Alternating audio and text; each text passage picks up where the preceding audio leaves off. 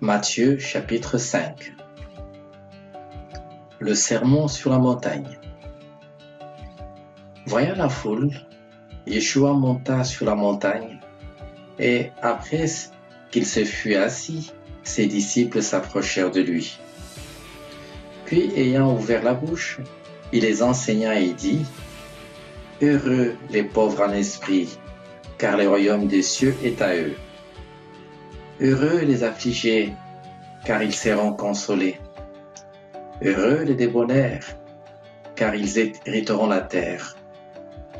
Heureux ceux qui ont faim et soif de la justice, car ils seront rassasiés.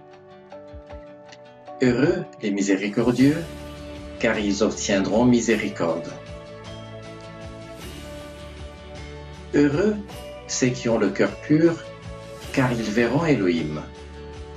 Heureux ceux qui procurent la paix, car ils seront appelés fils d'Elohim. Heureux ceux qui sont persécutés pour la justice, car le royaume des cieux est à eux. Heureux serez-vous lorsqu'on vous outragera, qu'on vous persécutera et qu'on dira faussement de vous toutes sortes de mal à cause de moi. Réjouissez-vous et soyez dans l'allégresse, parce que votre récompense sera grande dans les cieux, car c'est ainsi qu'on a persécuté les prophètes qui ont été avant vous. Le sel de la terre. Vous êtes le sel de la terre.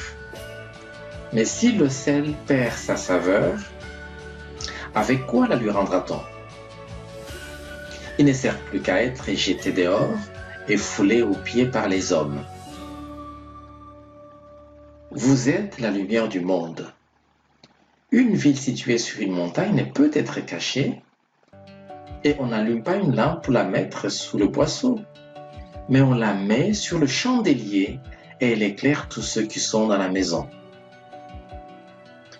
Que votre lumière luise ainsi devant les hommes, afin qu'ils voient vos bonnes œuvres et qu'ils glorifient votre Père qui est dans les cieux. Le Mashiach vient accomplir la loi. Ne croyez pas que je sois venu pour abolir la loi ou les prophètes. Je suis venu non pour abolir, mais pour accomplir.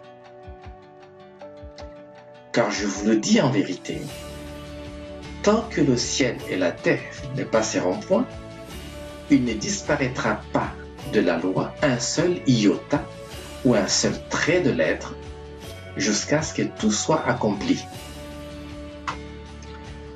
Celui donc qui supprimera l'un de ses plus petits commandements et qui enseignera aux hommes à faire de même, sera appelé le plus petit dans le royaume des cieux. Mais celui qui les observera et qui enseignera à les observer, celui-là sera appelé grand dans le royaume des cieux. Car je vous le dis, si votre justice ne surpasse celle des scribes et des pharisiens, vous n'entrerez point dans le royaume des cieux. La colère. Vous avez entendu qu'il a été dit aux anciens : tu ne tueras point. Celui qui tuera mérite d'être puni par les juges. Mais moi je vous dis que quiconque se met en colère contre son frère mérite d'être puni par les juges, que celui qui dira à son frère Raka mérite d'être puni par le Sanhédrin, et que celui qui dira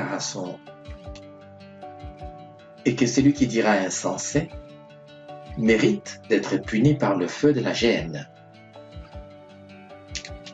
Si donc tu présentes ton offrande à l'autel, et que là tu te souviennes que ton frère a quelque chose contre toi, laisse là ton offrande devant l'autel, et va d'abord te réconcilier avec ton frère, puis viens présenter ton offrande.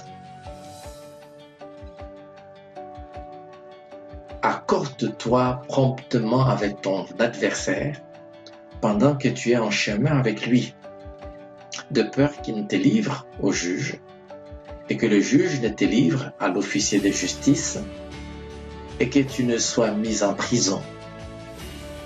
Je te le dis en vérité, tu ne sortiras pas de là que tu n'aies payé le dernier cadran. Convoitise. Vous avez appris qu'il a été dit, tu ne commettras point d'adultère. Mais moi, je vous dis que quiconque regarde une femme pour la convoiter a déjà commis un adultère avec elle dans son cœur. Si ton œil droit est pour toi une occasion de chute, arrache-le et jette-le loin de toi, car il est avantageux pour toi qu'un seul de tes membres périsse et que ton corps entier ne soit pas jeté dans la géhenne.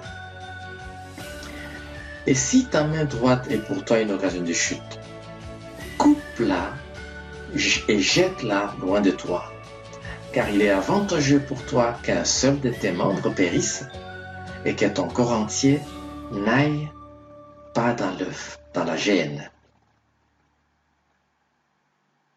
Divorce. Il a été dit que celui qui répudie sa femme lui donne une lettre de divorce. Mais moi, je vous dis que celui qui répudie sa femme, sauf pour cause d'infidélité, l'expose à devenir adultère, et que celui qui épouse une femme répudiée commet un adultère.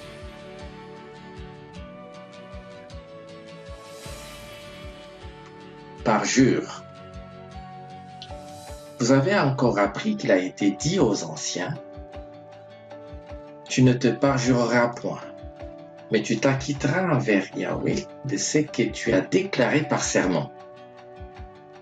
Mais moi, je vous dis de ne jurer aucunement, ni par le ciel, parce que c'est le trône d'Élohim, ni par la terre, parce que c'est son marchepied, ni par Jérusalem, parce que c'est la ville du grand roi.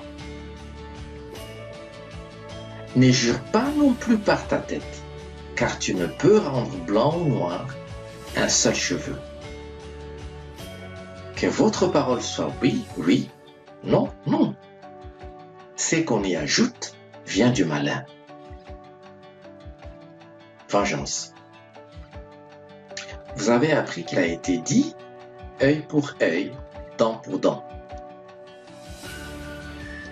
Mais moi je vous dis de ne pas résister aux méchants. Si quelqu'un te frappe sur la joue droite, présente-lui aussi l'autre. Si quelqu'un veut plaider contre toi et prendre ta tunique, laisse-lui encore ton manteau. Si quelqu'un te force à faire 1 000, fais-en 2 avec lui. Donne à celui qui te demande et ne te détourne pas de celui qui veut emprunter de toi. Aime tes ennemis. Vous avez appris qu'il a été dit, tu aimeras ton prochain et tu haïras ton ennemi.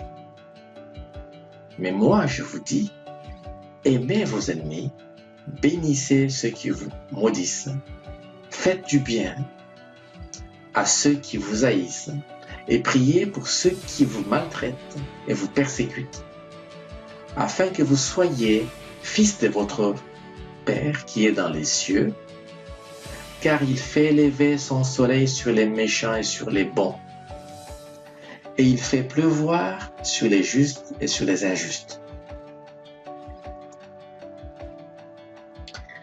Si vous aimez ceux qui vous aiment, quelle récompense méritez-vous?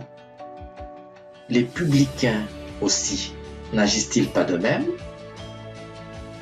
Si vous saluez seulement vos frères, que faites-vous d'extraordinaire?